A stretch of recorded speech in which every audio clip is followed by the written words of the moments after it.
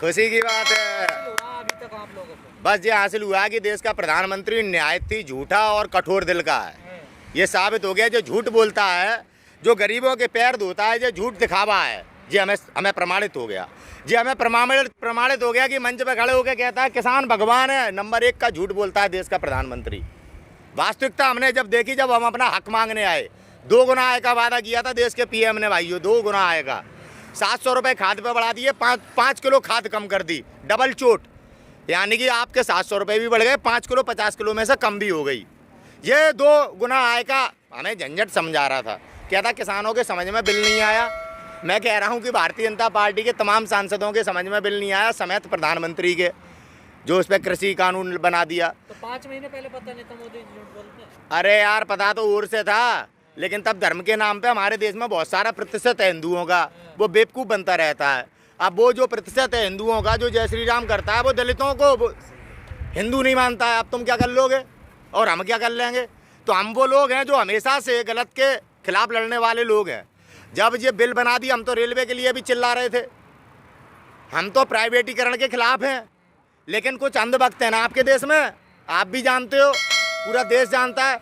अंधभक्ति में चुनाव आयोग, अंधभक्ति में आपकी न्यायपालिका, ये भी अंधभक्ति में पुलिस वाले, जे नेताओं के लिए काम कर रहे हैं, संविधान के नौकर नहीं है। जे IPS DM आपने देखा होगा कि आपके हाथरस में कैसे एक हिंदू लड़की को, वाल्मीकि समाज की बेटी को DM जलवा देता है पुलिस वालों से। ये अधिकार नहीं है पुलिस के पास, लेकिन आज पुलिस गुंडों की हो गई है।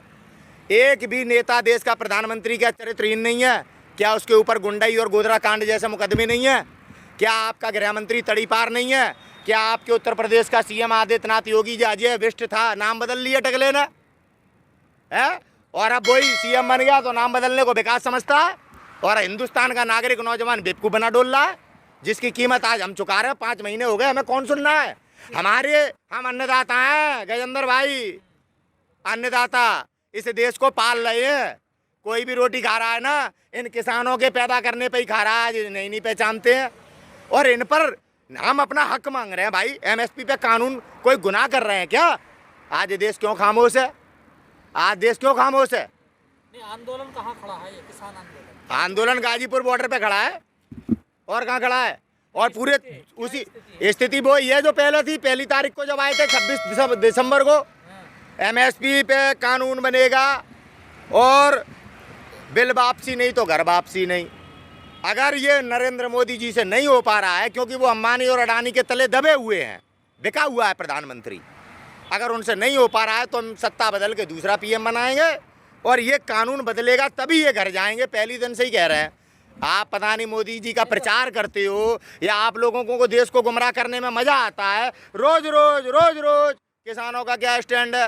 राकेश टिकैत जी चिल्ला के पता नहीं गला बैठा जा रहा है। 40 हमारे संगठन के नेता वो चिल्ला के कि MSP पे कानून नहीं बनेगा, जब तक ये बिल वापस नहीं होगा हम घर नहीं जाएंगे। तुम्हारा रोज एक ही सवाल है, तो घर तो चले गए ना, फिर क्या हुआ?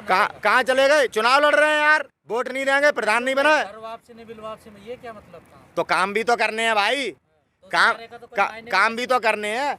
जो लोग घर गए हैं वो अपनी जिम्मेदारी और अपनी इज्जत यहाँ छोड़ के गए हैं। आ जाओ उखाड़ लो भाई। टेलर क्यों दे रहे हो? सरकार है, फौज है, पुलिस है, उखाड़ो। 2-2.5 महीने से वापस लौट के आए। उखाड़ोगे तब मालूम पड़ेगी ना। आंसू गिरे थे, सवेरे दिखी थे बम के गोले, कितने दिखे थे यहाँ? 2 लाख आदमी। ऐसी यहाँ पे जैसी पुलिस इन टेंटों को उखाड़ेगी तो उसके जो दुर्गम परिणाम होंगे ना, उसका जिम्मेदार इस देश में भारतीय जनता पार्टी, RSS और नरेंद्र दामोदर दास मोदी और अमित शाह हैं। क्योंकि ये वो लोग हैं जो सदैव लोगों को मारकर उनकी लाशों पर चलकर इन्होंने सत्ता को काबिज किया है। इनका ये इतिहास है, समझ ले आज देश। तो फिर आंसू गिरेंगे क्या दोबारा? कहाँ पे? कौन गिराएगा? जैसे पहले गिरे थे आपने कहा। आंसू नहीं गिराएंगे, अब तो एक कॉल की दूरी पे हैं। हम सीख रहे हैं प्रधानमंत्री से।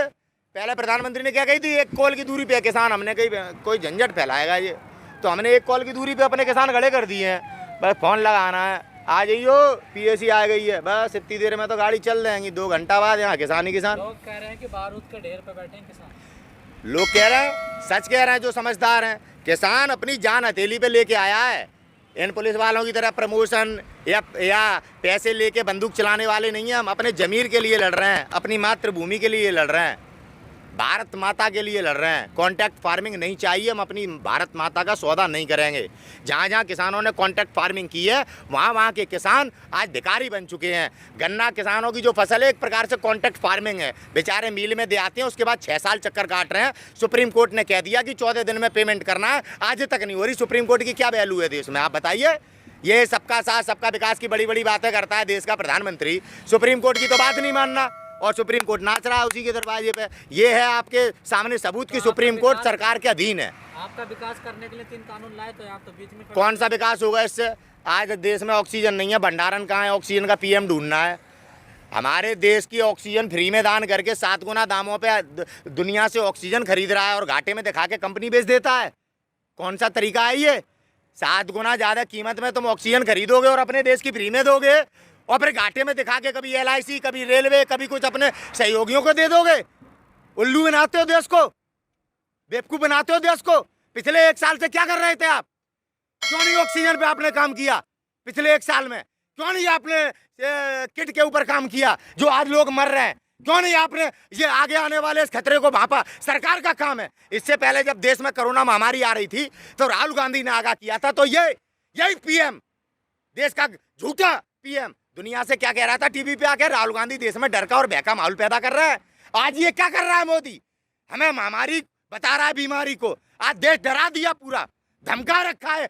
मास्क न लगाने पे 2000 का जुर्माना, अपनी नाकामी छुपाता है। ये केवल ये चेक कर रहा है कि कौन मास्क लगा के नहीं घूम रहा है, जिसके कारण आज लोग मर रहे हैं।